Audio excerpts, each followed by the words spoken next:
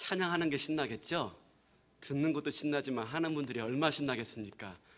길이 열려 있으니까 빨리 지원해 주시기 바라겠습니다. 네, 빨리 지원해 주시기 바라겠습니다.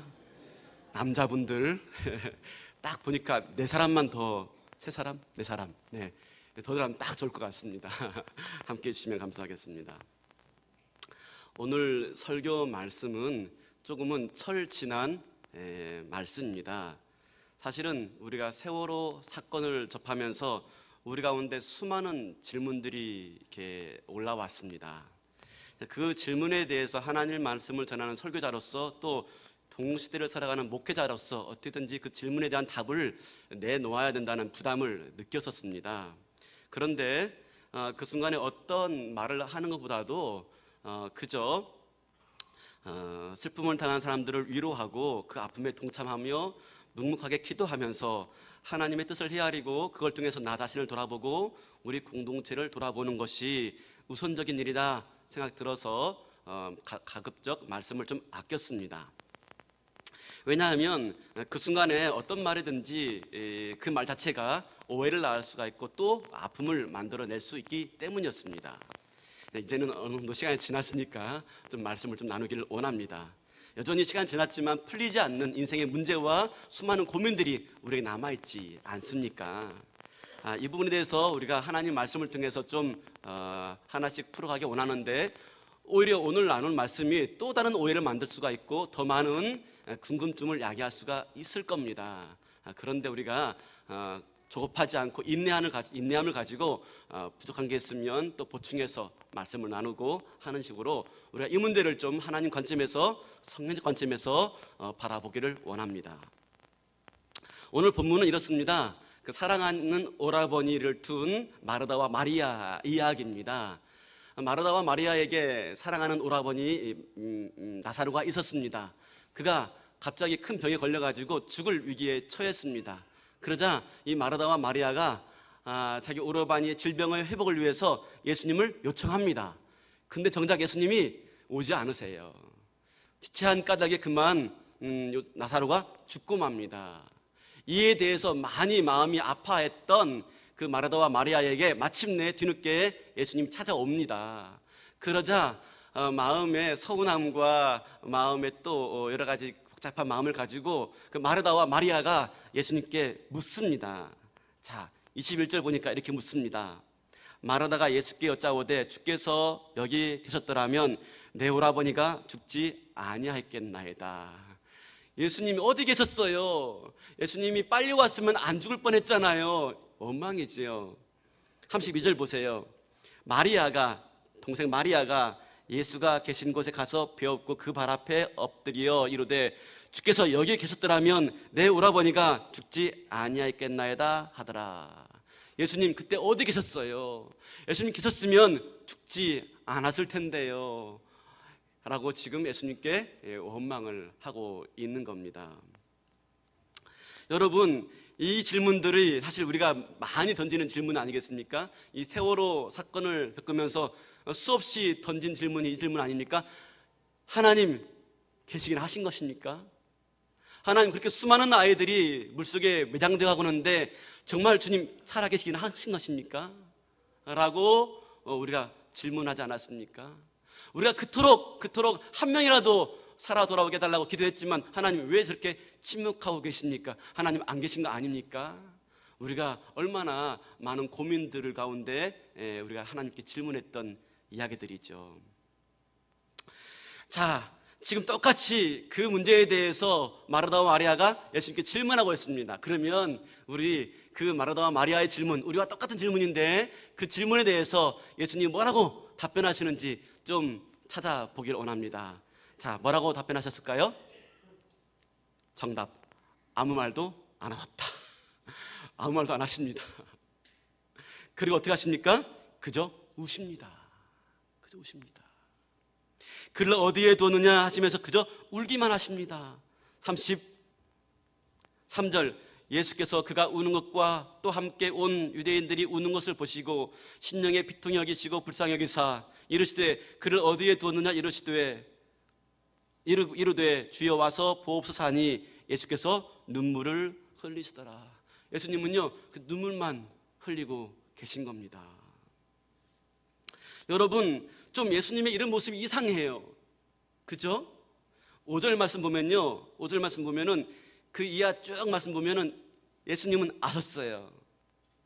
나사로가 무슨 병에 들렸는지 아셨고요, 예수님 지체하면 어떤 일이 발생할 줄 알았어요. 그리고 지금 예수님은요, 이 사건이 하나님의 놀라운 계획 가운데 있는 줄 알았습니다. 그리고 예수님은요, 말씀 한마디로 모든 걸 해결할 수 있는 권능의 분이십니다. 그리고 잠시 후면 하나님께서, 예수님께서 놀라운 일들을 하실 일들이 계획되어 있습니다.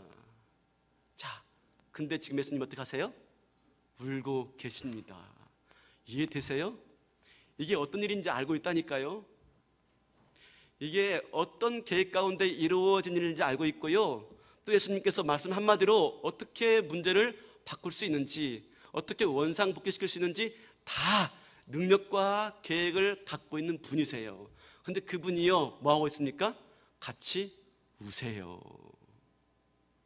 사랑하는 성도 여러분, 조금은 이상하지만 여러분, 이 예수님 모습이요, 사실 참 예수님의 모습입니다. 왜냐하면 예수님은 사랑 그 자체이기 때문에 그렇습니다. 예수님은요, 1분 1초도 우리에게 당신의 마음을 닫고 있지 않습니다. 1분 1초도, 0.001초도 우리에게 당신의 마음을 꼭 닫고 계시지 않습니다. 항상 열려 있고, 아니 그 이상으로 우리 마음에 들어와서 우리와 함께 하시는 분이십니다.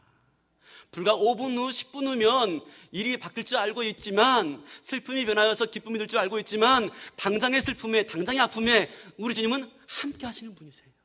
함께 하시는 분이세요.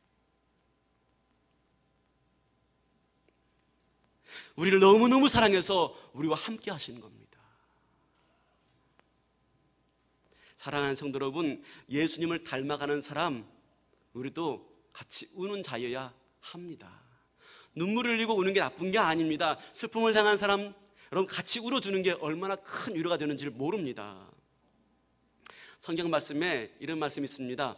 우는 자들과 함께 울라. 로마서 12장 말씀이죠.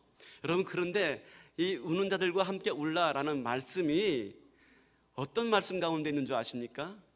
로마서 12장 말씀 보지 않겠지만 하나님이 원하시는 거룩한 산제사, 영적 예배를 말씀하면서요, 이 말씀하고 있는 겁니다.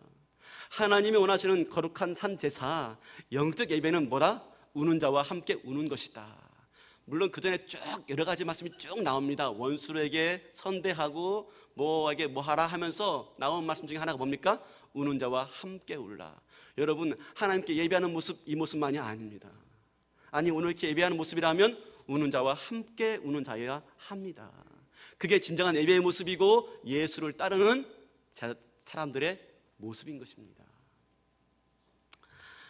세월호 사건이 일어났을 때, 그때 한국에 와서 강연을 했던 세계적인 기독교 철학자가 있어요. 그분이 누구냐면 니콜라스 월더 스토프라는 교수님이십니다. 이분이 어떤 책을 썼냐면 이런 책을 썼습니다. 나는 사랑하는 사람을 잃었습니다 라는 책을 쓴 사람이에요. 이분이 30년 전에 아들 잃었어요. 25 먹은 아들이 등반하다가 그만 발을 헛디뎌 가지고 죽고 말았어요. 그 아들을 잃은 슬픔 때문에 나는 사랑하는 사람을 잃었습니다 라는 책을 썼어요. 제가 한 주간 그분의 책을 좀 읽었는데요, 이분이 이런 말을 합니다. 세월호 사건 때 이런 말을 했습니다. 세월호 희생자 가족들에게 슬픔에서 벗어나라 라고 말하지 말라. 괜찮을 거라 라고 말도 하지 마라. 그들은 절대로 괜찮지 않다, 아니 괜찮을 수 없다는 것을 알아야 한다. 계속 말하기를, 사랑하는 사람이 죽으면 가슴에 구멍이 뻥 뚫리기 때문에 그런 채로 살아간다는 건 굉장히 고통스러운 일이니 괜찮다라고 말하지도 말고 나아질 거야 라고 말하지도 말라. 그 어떤 말도 하지 말고 그분들이 앉은 슬픔의 벤치에 함께 앉아 슬퍼하라 라고 말하고 있습니다. 어떤 말도 위로가 안 되는 겁니다. 하나님께서 큰 일들이 있을 거야 말하지 말라는 것입니다. 하나님의 뜻이 있을 거야 말하지 말라는 것입니다. 그냥 그분들이 앉아있는 이 슬픔의 벤치에 함께 앉아서 울어주라. 그건 실제로 자기의 경험이었습니다. 많은 사람들 와가지고 위로해 주지만 아무 말도 위로가 되지 않았답니다. 그냥 와서 같이 꺽꺽 울어주는 사람, 그 사람이 큰 위로가 되었다라고 말하고 있는 것입니다. 예수님 뭐라고 했습니까? 나사로가 죽음 앞에서 그냥 울고 있습니다. 그냥 울고 계세요. 정말 그들의 슬픔에 같이 하고 있는 거죠. 그들의 아픔에 동참하고 있는 것입니다. 네 슬픔 내가 알아. 그 슬픔 나도 나눠줄게 라고 함께하고 있는 것이죠. 이것이 그 슬픔 당한 사람에게 위로가 되어지고 힘이 되어지고 용기가 되어주더라 하는 것이지요. 그런데 그렇게 같이 슬퍼하고 위로해 주는 것만으로 문제가 해결되지가 않습니다. 우리 안에 있는 이 끊임없이 솟아나는 이 질문들에 대해서 우리는 해결을 받을 수가 없습니다. 어떻게 합니까? 계속해서 우리는 하나님 말씀을 찾아보아야 합니다. 이어 예수님 말씀을 보니까요, 예수님 반응을 보니까 이렇게 합니다. 33절 다시 보니까요, 예수께서 그가 우는 것과 또 함께 온 유대인들이 우는 것을 보시고 심령이 비통히 여기시고 불쌍히 여기사. 여러분, 여기서 이 비통히 여기다는 말이 무슨 뜻인지 아십니까? 헬라어 언어인 헬라어로 보면요, 이렇게 말합니다. 매우 분노하다입니다. 매우 분노하다. 비통하다는 말이요, 매우 분노하다는 뜻이에요. 또 있습니다. 38절에 보니까 이에 예수께서 다시 속으로 비통히 여기시니, 비통히 여기시며, 이 비통히 여기다 똑같은 단어인데요, 어근이 뭔지 아십니까? 어근이요, 화가 나서 씩씩거리는 모습 말할 때 이 비통하다는 단어를 씁니다. 화가 나면 막 씩씩거리지 않습니까? 머리에서 김 나고 코에서 막 연기 뿜지 않습니까? 만화로 한다면, 화가 나면은 그러지 않습니까? 그 상태가 뭡니까? 비통역이다. 한마디로 말하면 지금 예수님 뭐 하고 계십니까? 분노하게, 화를 나게 계세요. 화를 내고. 하나님께서요, 예수님께서 지금 화를 내게 계세요. 여러분 어떻습니까? 우리도 이런 일들을 겪을 때 화가 나지 않습니까? 분노가 나지 않습니까? 세월호 사건 겪으면서 우리가 얼마나 분노했습니까? 아니 어떻게 이럴 수가 있어? 그 세월호 사건 이후에 얼마 지지 않아서 제가 머리가 끓어 미장원에 갔댔습니다. 그랬더니 컷한 한 자매가 교회 나오는데 이런 말을 하는 거예요. 목사님 지금 난리가 아니에요. 고등학생들 지금 난리가 아니에요. 진도 내려가서 때려 죽이겠다고 하고 있어요. 그 누구겠습니까? 그 사람이겠죠. 그러면서 막 그 머리가 끓어온 고등학생이 막 분노하더라 하는 말을 이렇게 전해 주었습니다. 여러분, 비단 그들뿐만 아니라 우리도 얼마나 분노합니까? 아니 그 사건뿐만 아니라 그런 일들이, 비슷한 일들이 우리 가운데 벌어질 때 우리 얼마나 분노합니까? 분노하죠. 근데 여러분, 예수님의 분노가 우리의 그런 분노와 같을까요? 과연 예수님의 분노는 무엇을 말하고 있을까요? 우리가 보통 그런 일들을 당할 때 한 두어 가지의 태도를 보입니다. 두어 가지 태도를, 분노 중에 하나인데요. 첫 번째 무엇이냐면, 이런 일들 당한 거 보니까 네가 죄가 있어서 그래, 이겁니다. 그런 일들은 네가 죄가 있으니까 그런 일들 당해 라고 하는 겁니다. 하나님이 우리의 잘못에 벌하기 위해서, 심판하기 위해서 이런 일들을 허락했어 라고 하는 거죠. 여러분, 이건 굉장히 위험한 생각입니다. 간혹 그렇게 말씀하시는 분도 계시는데 아닙니다. 예전에 인도의 쓰나미, 인도네시아의 쓰나미, 그리고 또 일본의 그 해일이 일어났을 때 우리 그랬죠. 그 나라가 예수 안 믿으니까 그런 일 당했다고. 여러분, 그렇게 말하는 거 아니에요. 사실 그런 생각이 없지는 않습니다. 있습니다. 성경에 나와 있습니다. 근데 잘못된 생각이라고 말하고 있습니다. 욥이 고난을 당합니다. 자기 자녀 죽죠. 재산 다 잃어버리죠. 몸에 병들죠. 친구들이 와서 말합니다. 야, 네가 지금 이런 고난 당하는 거 잘 생각해봐. 네가 지금 지은 죄가 있어서 그럴 거야. 이게 친구들의 말이었습니다. 네가 지은 죄가 있어서 그럴 거야. 그 대화가 계속 이어지는 게 욥기입니다. 근데 뭐라고 말합니까? 아니란 것입니다. 하나님은 부모들의 죄, 부모들을 깨닫게 하려고 결단코 자녀들의 삶과 죽음을 사용하지 않는다는 겁니다. 욥기 내용입니다. 누가복음 13장 가보세요. 실로암 망대가 무너졌습니다. 그리고 또 제사 드리다가 로마 군사에 의해서, 빌라도 총독에 의해서 제사 드리다가 그만 목배임 당해가지고 재물에 자기의 피를 섞은 일, 아주 어처구니 없이 황당한 일이죠. 그런 일들 당한 사건들을 가지고 몇몇 사람들이 예수님께 나옵니다. 예수님, 이들이 이런 황당한 일을 당했는데, 이런 사고를 당했는데, 이런 어처구니 없는 일을 당했는데 이게 그들이 죄가 많아서죠? 라고 묻습니다. 그에 대해서 뭐라고 말합니까? 아니야. 그들이 우리보다 죄가 더 많아서 이런 어처구니 없는 사고 당하는 게 아니야. 회개하지 않으면 우리도 다 같이 망할 것이다 라고 말합니다.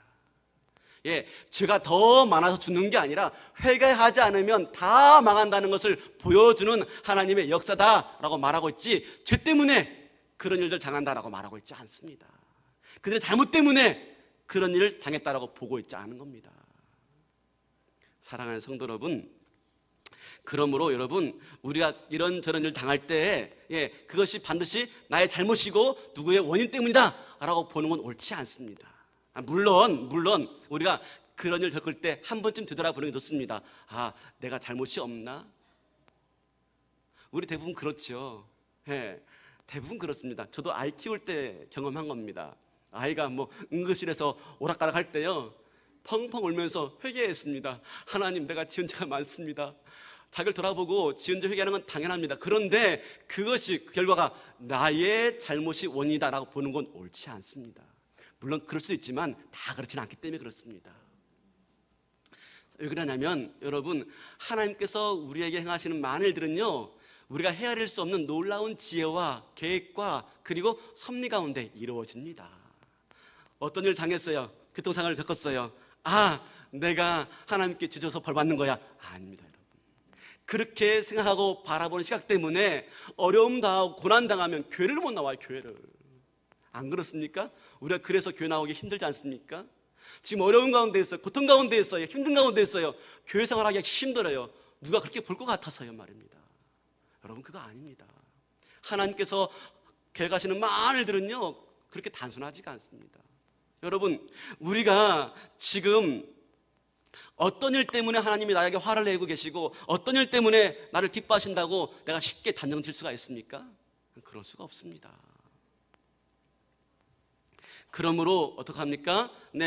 우리는 때로는 그렇게 바라보면서 죄 때문이야 분노하고 또 원망하고 화를 낼 때가 많습니다. 무엇 때문이야? 라고 말할 때가 많습니다. 예수님은 어떡합니까? 나사로, 네가 죄 때문이야 라고 말하지 않습니다. 네가 죄가 많아서 죽은 거야 라고 말하지 않습니다. 예수님 절대 그 문제를 가지고 문제 삼지 않습니다. 그럼 예수님이 분노하신 이유는 무엇입니까? 자, 또 하나 보겠습니다. 우리는 또 일반적인 태도 중에 하나가 무엇이냐면, 우리에게 가해를 한, 우리에게 피해를 끼친 그 가해자와 상대에 대해서 너무 쉽게 악으로 규정하는 경우가 많이 있습니다. 우리에게 일어난 사건이 악하다는 이유만으로 그들은 악하고 우리는 선해 라고 말하는 것도 잘못입니다. 왜요? 여러분, 우리도 얼마든지 부족하고 흠이 있고 악할 수 있는 존재이기 때문에 그렇습니다.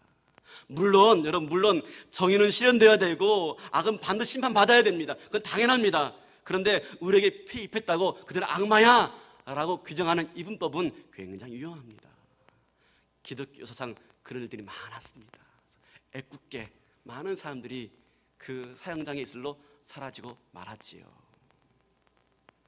사랑하는 성도 여러분, 지금 예수님께서 나사로의 죽음 보시면서 분노하시는 게요, 나사로가 죄가 있어서가 아닙니다. 나사로를 병들게 한 그 무엇이 때문에? 라고 말하지 않습니다. 예수님의 분노는요, 나사로 잘못에 찾고 있지 않고요, 또 나사로를 병들게 했던 환경과 이유에서 탓하고 있지 않습니다. 예수님의 분노는요, 죽음 자체에 초점을 맞추고 있습니다. 자, 38절 보면 이렇게 말합니다. 이에 예수께서 다시 속으로 비통히 여기시며 무덤에 가시니 무덤이 구리라. 지금 예수님이 비통히 여기시는 것은요, 분노하게 여기시는 것은요, 무덤 때문에. 무덤이 무엇입니까? 죽음, 사망. 예수님이 분노하시는 것은요, 죽음, 사망입니다. 사망이 아픔을 만들어내고, 사망이 이 고통을 만들어내고, 사망이 이 슬픔을 만들어내기 때문에 우리 주님이 분노하시는 것은요, 사망에 대해서 지금 분노하고 계신 것입니다. 이 땅에 사망이 들어와서 아픔이 생겼습니다. 이 땅에 사망이 들어와서 슬픔이 생겼습니다. 근데 여러분, 이 땅에 사망이 들어오게 된 이유가 무엇입니까? 그 원인은 죄입니다. 죄를 주님이 분노하고 계신 것입니다. 사랑하는 성도 여러분, 아무리 작은 죄를 할지라도 우리는 죄를 미워해야 되는 것입니다. 사람을 미워하거나 환경을 탓하지 않고 죄를 미워해야 되는 것이죠. 제가 이렇게 말한다고 해서 그 사건을 대충 덮고 가자, 그 말이 절대 아닙니다. 여러분, 철저하게 진상규명해야 되고요, 원인을 찾아내야 됩니다. 그래서 조금이라도 잘못했다면 법적인 처벌을 받는 게 당연합니다. 선장과 선원들 받아야 됩니다. 법적인 처벌을 받아야 됩니다. 해운회사, 해운업계 조사 받아야 됩니다.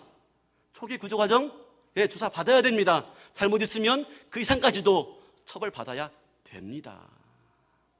그런데 여러분, 우리의 분노가 향방 없는 분노가 돼서는 안 됩니다. 우리의 분노가 사람을 향하거나 우리의 분노가 원인을 탓하거나 환경을 탓하거나 여러분, 그렇게 되어지면 마지막에는 어디까지 분노하게 되는지 아십니까?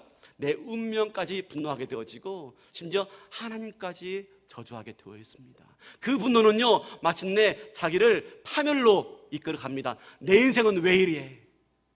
나는 별 수 없어 하면서 자기 인생까지도 파멸과 멸망으로 이끌어 갈 수 있기 때문에 그런 분노는 우리가 조심해야 되는 것입니다. 물론 그렇게 말할 수가 있습니다. 그런 일 안 당하게 봐서 그래. 안 당하니까 잘 모릅니다. 하지만 우리가 이렇게 닥친 분노의 불행에 대해서 어떻게 됩니까? 분노하지 말고 그 가운데서 하나님의 놀라운 시각으로 새롭게 볼 수 있어야 합니다. 그게 뭔지 아십니까? 부활입니다. 부활. 여러분, 예수님은요, 지금 나사로를 향해서 말합니다. 죽은 나사로를 부활시키겠다. 이전보다 더 놀랍고 상상할 수 없는 위대한 일들을 행해 주시겠다라고 말씀하고 있는 것입니다. 하나님이 계시기에 우리는 마냥 분노하지 않고 그 불행과 고통 가운데서 소망을 찾을 수 있는 겁니다. 여러분, 부활이 어디에서 일어난 줄 아십니까? 부활이 죽음에서 일어납니다. 죽음에서. 십자가에서 부활이 일어납니다. 십자가에서. 우리가 연약할 때 진정한 강함이 나옵니다. 회개하고 자신의 연약함을 고백할 때 하나님의 진정한 위로와 능력을 경험할 수가 있습니다. 이게 진리입니다. 진리. 내가 낮고 천한 모습으로 섬길 때 진정한 권위를 내가 누릴 수가 있는 것입니다. 이게 복음의 위대함입니다. 여러분, 부활은요, 죽음에서 비롯되어집니다. 죽음에서. 하나님의 위대한 역사는요, 황무지 속에서, 전쟁의 폐해 속에서도요, 아름다운 꽃을 이뤄내는 게 하나님의 역사입니다. 끔찍한 사건 속에서도요, 놀라운 일들을 만들어낼 수 있는 분이 하나님이시기 때문에 우리는 향방 없는 분노로 우리를 불태우지 아니하고 정직한 분노로 우리가 바르게 이 문제를 볼 수 있어야 하는 것입니다. 부활은요, 죽음의 한가운데서 역사합니다. 죽음의 한가운데서, 깜깜한 가운데서, 절망 가운데서 부활이 태동되어지는 것입니다. 그걸 우리 주님 보기를 원하시는 겁니다. 사람은 누구나 창조성이 있다고 합니다. 왜냐하면 창조주 하나님을 본받았기 때문에, 그 형상 따라서 지음받았기 때문에 우리 모든 인간은요, 다 창조성이 있다고 합니다. 그래서 하나님은 저와 여러분에게요, 새로운 창조를 하길 원하십니다. 새로운 창조를. 여러분, 그러나 새로운 창조는요, 우리가 이전에 경험해 보지 못한 일들 가운데서 새로운 창조가 시작되어집니다. 여러분 아십니까? 평범하고 일상적인 일 가운데서 창조는 일어나지 않습니다. 경험해 보지 못한 일들, 처음 당하는 일들, 대부분 불행과 고난들이죠. 대부분 고난과 불행들이지만 바로 그 가운데서 새로운 일들을 읽어낼 수 있는 게 우리의 창조 능력입니다. 창조 능력. 사랑하는 성도 여러분, 불행이라고 고난이라고 인생에 행복이 없다고 생각하십니까? 아닙니다. 여러분, 슬픔이라고 아픔이라고 인생에 기쁨이 없는 줄 아십니까? 아닙니다. 주님은요, 죽음 가운데서 부활을 만들어 내시는 분입니다. 그 일들을 우리에게 이루기를 허락하시고자 창조성을 허락해 주었습니다. 그 일들 우리가 이루어내야 되는 겁니다. 유진 피터슨이 쓴 목회자의 영성이라는 책인데요, 제가 참 좋아하는 책입니다. 가끔씩 떠들어보는데 그런 말이 있습니다. 이 유진 피터슨 목사님이 오래전부터 알고 있던 한 젊은 부부가 있었습니다. 결혼해가지고 아기를 가졌어요. 근데 아기를 낳았는데 3개월 만에 그 아이가 시각장애인인 걸 알게 되었어요. 그 소식을 접하고 유진 피터슨 목사님이 너무나 절망됐습니다. 그렇게 착하고 순진하고 예수 잘 믿는 이 젊은 부부에게 어찌 이런 일이 있을 수 있단 말인가? 하나님 너무하시지. 하나님 왜 그러십니까? 하나님께 원망했어요. 불평했어요. 근데 1년이 지나갈 쯤에 전화도 못한 겁니다. 미안해서 무슨 말로 위로할까 전화 못한 겁니다. 1년이 지나갈 쯤에 전화가 왔습니다. 목사님 너무 감사해요. 너무 행복해요. 아이를 키운다는 게 이처럼 놀라운 경험인 줄 모르겠어요. 아니, 시각장애인 아이 키우는 게 뭐 놀라울까? 그 아이를 안고요, 이분들이 산을 좋아하는데 안 간 산이 없답니다. 높은 산 다 올라가는 겁니다. 그래서 올라가서 이 아이가 못 보니까 이 아이가 설명해 주는 거예요. 예, 이렇게 저렇게 이렇고 저렇고 설명해 주는데 그동안 보지 못했던 광경을 자기가 새롭게 보게 되는 겁니다. 이전에 보았던 광경이 아니에요. 이 아이에게 설명해 주는 광경은요, 처음 보는 광경인데 그 광경이 너무나 아름다운 거예요. 그뿐만 아니라 이 아이를 키우는 정말 새로운 능력들을 경험하게 되어지는 겁니다. 여러분, 슬픔 가운데서도 기쁨을 잉태할 수 있다는 걸 아십니까? 불행 가운데서도 여러분 소망을 만들어냈던 거 아십니까? 그런 창조성이 우리에게 있다니까요. 뭘? 그 가운데서 하나님의 은혜를 믿으면, 그 가운데서도 우리를 구원하시는 구원의 능력을 믿으면 은혜와 구원의 능력으로 그 사건을 대할 때 그 사건이 새로워지는 겁니다. 죽음이 변하여서 부활되어지는 겁니다. 그러기에 주님은 오늘 우리에게 분노하지 말고 어떻게 해요? 정직하게 바라볼 것을 말씀하고 있는 것입니다. 주님은 마르다게 말합니다. 나는 부활이요 생명이니 네가 이것을 믿느냐? 죽음에서 부활을 만들어내는 창조의 능력이 내게 있으며 또한 너에게 있다는 것을 믿느냐? 라고 묻습니다. 오늘 이 질문은요, 저와 여러분에게 향하시는 질문이라고 믿습니다. 우리는 무조건 불행만 넘어가면, 우리는 무조건 고통만 사라지면, 우리는 무조건 슬픔이 없어지긴 바라지만 아닙니다. 여러분, 죽음 가운데서 부활이 일어납니다. 죽음 가운데서. 부활의 놀라운 창조는요, 죽음 가운데서 잉태되어집니다. 아픔이 없고 고통이 없고 슬픔이 없다면 하나님의 놀라운 창조의 역사는 기대할 수가 없는 겁니다. 하나님은 우리에게 창조의 능력을 주신 줄로 믿으시길 바라겠습니다. 아무리 고통스럽고 불행스럽다 할지라도요, 여러분 그걸 바꿔낼 수 있는 창조의 능력이 저와 여러분에게 있는 줄로 믿습니다. 예수를 믿으면 네가 그걸 보리라. 그 놀라운 영광을 볼 수 있는 저와 여러분 되시기를 바라겠습니다.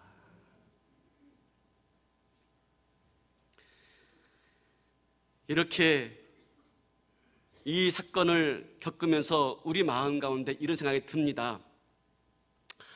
과연 하나님은 우리 일에 관심이 있어? 아니, 이렇게 고통스러워하는데, 이렇게 아파하는데 관심이 있어? 여러분, 예수님께서 나사로를 살리신 다음의 일이에요. 살리고 나니까 많은 사람들이 놀라고 기뻐했지만 또 하나의 반응이 있습니다. 그건 적대자들의 반응입니다. 어떻게 했습니까? 그때부터 예수를 죽이려고 구체적으로 모의합니다. 우리 53절 가보세요. 53절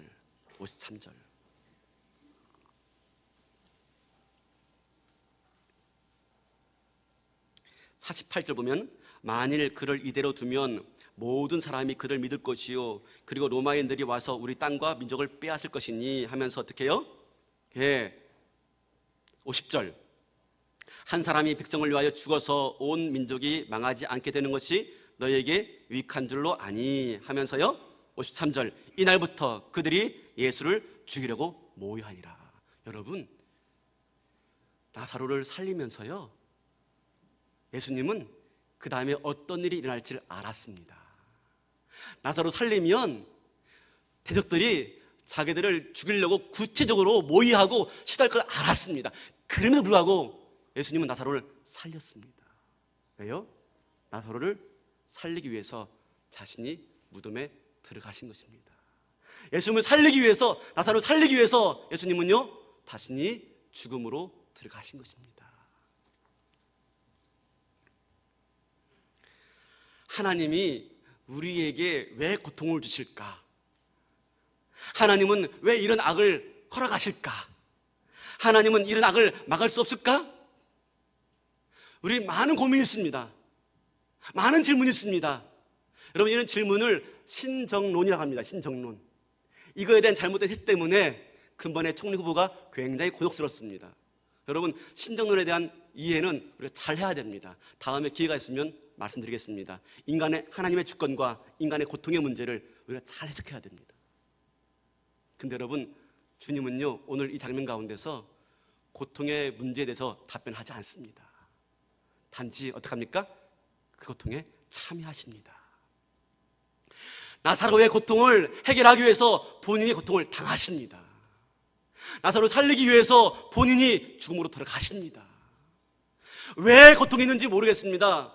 이런 고통을 왜 하나님께서 막아주지 않는지 모르겠습니다. 말씀하지 않습니다. 단 하나 알 수 있는 것은 예수님이 그 고통에 참여하신다는 겁니다. 기꺼이 동참하신다는 겁니다. 아니, 그 짐을 본인이 져주신다는 사실입니다. 그러면 우리가 한 가지 알 수 있습니다. 적어도 이 고통 가운데는 하나님의 뜻이 있겠구나 하는 겁니다. 이 고통 가운데는 내가 이해할 수 없는, 우리가 섣불리 말할 수 없는, 섣불리 말하면 안 됩니다. 섣불리 말할 수 없는 하나님의 뜻이 있겠구나 하는 믿음이 믿음. 그렇죠? 주님은요, 우리에게 고통을 설명하기 대신에, 고통을 이해시키기 대신에 친히 우리와 고통을 나누십니다. 친히 우리 고통을 함께 지십니다. 그러면서 고통 가운데 하나님의 선한 뜻이 있음을 알리고 싶으신 것입니다. 여러분, 고통이 뭐예요? 고통이 무엇입니까? 고통은요, 소중한 것을 잃어버렸을 때, 소중한 누군가를 잃어버렸을 때 고통 아닙니까? 그죠? 네. 소중한 것을 잃어버렸을 때 고통스럽습니다. 소중한 누군가를 잃어버렸을 때 고통스럽습니다. 많이 사랑한 사람은요, 많이 고통받습니다. 그렇죠? 네. 많이 사랑하기 때문에 많이 고통받습니다. 많이 사랑하지 않으면요, 그 고통이 덜하지 않습니다. 사실 우리 인생의 모든 고통은요, 사랑 때문에 오는 겁니다. 사랑 때문에. 맞습니까? 사랑 때문에. 그러면 여러분, 하나님이 사랑이라 라고 말합니다. 하나님은 사랑이시다. 여러분, 그 뜻이 무슨 뜻인지 아시겠습니까? 하나님은 사랑이시랍니다. 사랑하면요, 고통받습니다. 하나님은요, 우리를 너무너무 사랑해서요, 사랑이시기 때문에 그분이 고통받으시는 거예요. 그래서 그분이 우리에게 죄 때문에 대신 그 아들을 불의한 폭력으로 내모신 겁니다. 하나님이 사랑이시기 때문에, 우리를 너무너무 사랑하시기 때문에 친히 그분이 고통을 감내하시는 거예요. 자기 아들을 십자가에 죽기까지 내어주심으로 말합니다.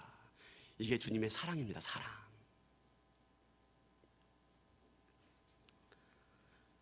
그래서 사랑은 고통이고요, 이 세상은요, 사실 사랑의 눈물의 열매들입니다.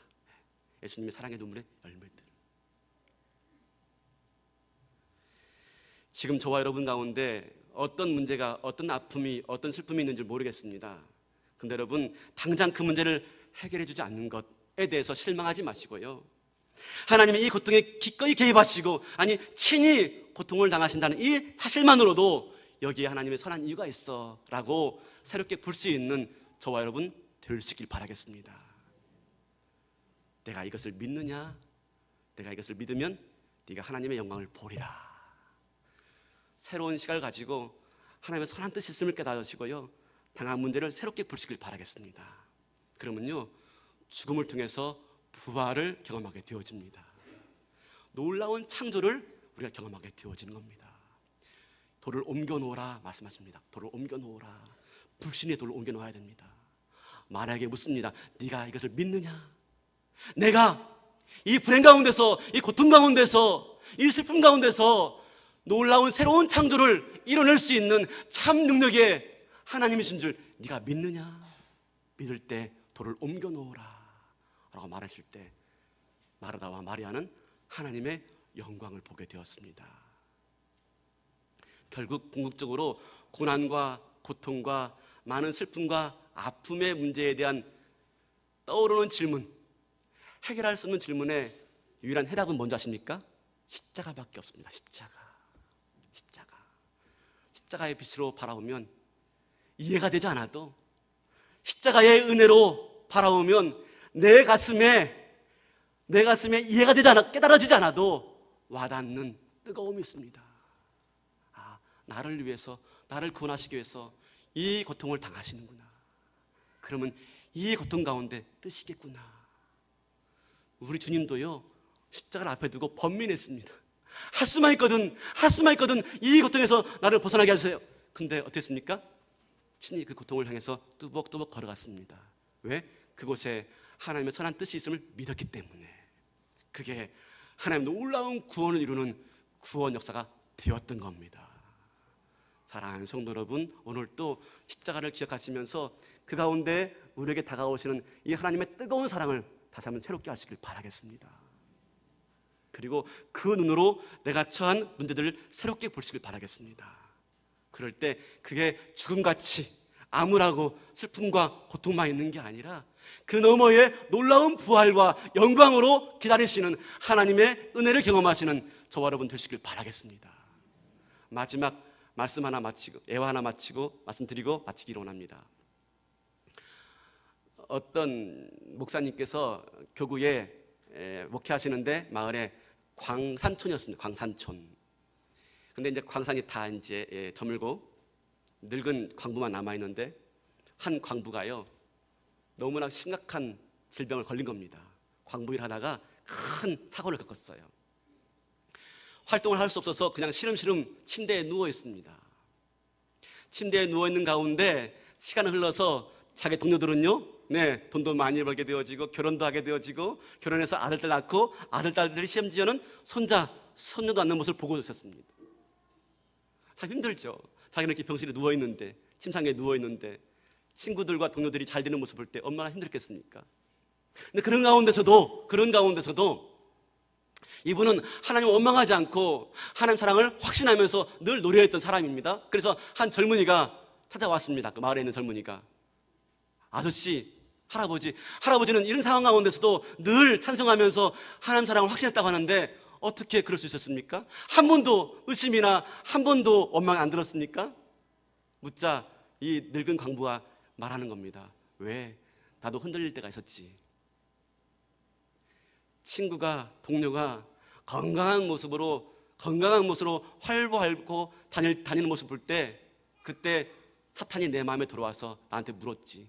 야, 이러는데도 하나님이 널 사랑하시냐? 자기에게 상해를 입히고 적절한 보상도 해주지 않은 회사가 번창하면서 잘 되는 걸 볼 때, 그때 사탄이 내 마음에 와서 나한테 물었지. 야, 그런데도 하나님이 정말로 널 사랑하시냐?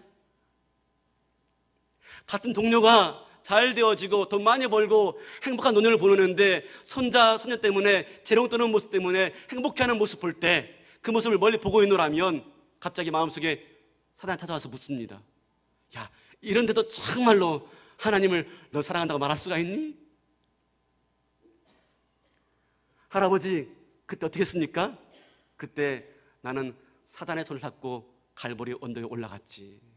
거기에서 못 박힌 예수님, 머리에 관 쓰신 예수님, 옆구리에 그 창 찔리신 예수님, 그 예수님을 보여드렸지. 자, 그리고 이렇게 물었지. 자, 봐, 예수님이 날 사랑하지 않니? 사랑하는 성도 여러분, 십자가를 묵상하는 것밖에 없습니다. 십자가에서 나를 얼마나 사랑하시는지, 나를 그토록 사랑하기 때문에 그 고통을 당하신다는 것. 하나님은 사랑이시다. 그럼 반드시 고통을 수반하는 사랑입니다. 그 십자가였습니다. 십자가를 통해서 다시 한번 우리 가운데 임한 이 끈질긴 질문들, 해결할 수 없는 이 인생의 질문들에 대한 새로운 해답을 삼으시고, 그 가운데서 내 말이 내가 믿느냐? 그러면 하나님의 영광을 보리라. 하나님의 영광을 볼 수 있는 저와 여러분 되시기를 주님의 이름으로 축원합니다. 다 일어나시겠습니다.